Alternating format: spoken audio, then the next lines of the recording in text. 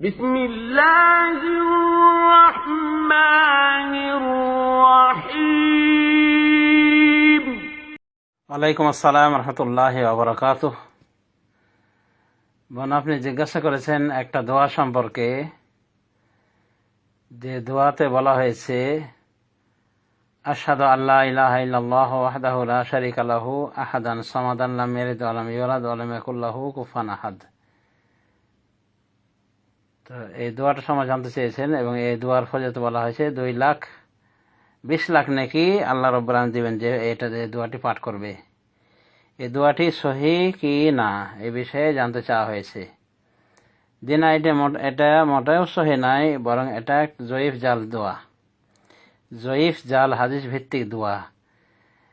আপনি যে হাদিসটি উল্লেখ করেছেন যে দোয়াটি, এর কাছাকাছি শব্দে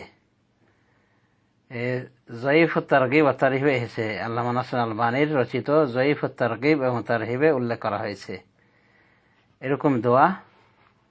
যেমন বলা হয়েছে, মান ক্বালা লা ইলাহা ইল্লাল্লাহু ওয়াহদাহু লা শারীকা লাহু আহাদান সামাদান লাম ইয়ালিদ ওয়া লাম ইউলাদ ওয়া লাম ইয়াকুল লাহু কুফুয়ান আহাদ কাতাবাল্লাহু লাহু আলফা হাসানা। যার অর্থ ইতিপূর্বে বলা হলো যে ব্যক্তি বলবে। তো আপনি বলেছেন আশহাদু শব্দে, আর এখানে বলা হয়েছে যে ব্যক্তি লা ইলাহা ইল্লাল্লাহু ওয়াহদাহু লা শারীকা লাহু বলবে, এরপর বলবে আহাদান সামাদান লাম ইয়ালিদ ওয়া লাম ইউলাদ ওয়া লাম ইয়াকুল লাহু কুফুয়ান আহাদ। তো সে 20 লক্ষ নেকি পাবে, আল্লাহ তার জন্য 20 লাখ নেকি দিবেন, লিখবেন। তো আল্লামা নাসির আলবানী হাদিসটিকে জয়ীফ তারগিবে উল্লেখ করার পরে মন্তব্য করেছেন, জয়ীফ তারগিবে মাওদুউন, হাদিসটি জাল অর্থাৎ মিথ্যা, বানাওয়াট, মানুষের তৈরি করা কথা, আল্লাহ নবীর হাদিস নাই।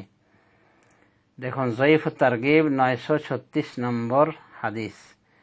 ওরকমই, এবং আপনি যে শব্দ উল্লেখ করেছেন ওই শব্দে আর একখানা হাদিস এসেছে, তাতে আরো বেশি ফজিলত বলা হয়েছে। ওটাও জয়ীফ, অত্যন্ত জয়ীফ হাদিস, এমনকি মুনকার বলা হয়েছে। এক কথায় এই মর্মে জয়ীফ জাল হাদিস ছাড়া বিশুদ্ধ কোনো হাদিস নাই। খুব সম্ভবত তাবলীগ জামাতের ভাইদের থেকে এই দোয়াগুলি, এই সমস্ত জালিয়াত দোয়া, জয়ীফ জাল দোয়ার ছড়াছড়ি হয়েছে। তো তাদের কাজই আমরা দেখি যে সস্তা নাকি খালি বস্তা বেঁধে নেয়ার পাঁয়তারা করে থাকেন। তো এই জাতীয় জয়ীফ দুর্বল হাদিস ভিত্তিক দোয়া করে কোনো ফায়দা নাই।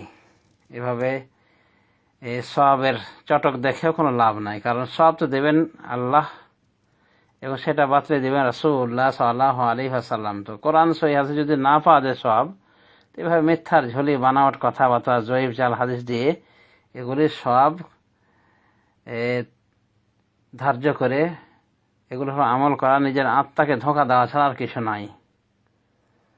আর কোরআন সহিহ হাদিসে যত দোয়া রয়েছে, দোয়া কালাম রয়েছে, এগুলি যথেষ্ট। এই সমস্ত জয়ীফ জাল হাদিসের আশ্রয় নিতে যাব কেন আমরা?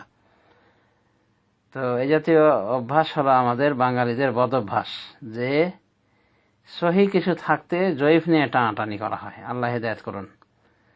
প্রসঙ্গক্রমে বলা যায় যে নামাজের পরে কত জিকির, আজকার, ওয়াজিফা রয়েছে, সকাল সন্ধ্যা কত জিকির রয়েছে, অথচ এগুলোর উপর কোনো আমল নেই আমাদের দেশে। কিন্তু দেখবেন যে সূরা হাশর পড়ার খুব গুরুত্ব, মানে বাদ ফজর সূরা হাশর গুরুত্বের সাথে পড়া হয়ে থাকে, কারণ সেখানে একটা জয়ীফ হাদিস কাজ করছে যে 70,000 ফেরেশতা দোয়া করে, ইস্তেগফারে দোয়া করে যারা সূরা হাশরের শেষের কয়টা আয়াত পাঠ করে।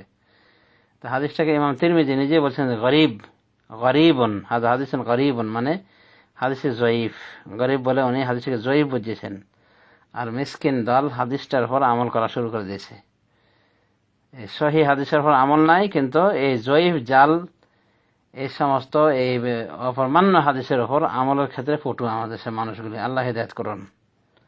আশা করি বুঝতে পেরেছেন যে এই দোয়া, এই শব্দে বলা এবং তার ফজিলত সবগুলি জয়ীফ এবং জাল হাদিস থেকে নেওয়া হয়েছে, আর সহিহ হাদিসে যেটা আছে সেটাই যথেষ্ট আমাদের জন্য।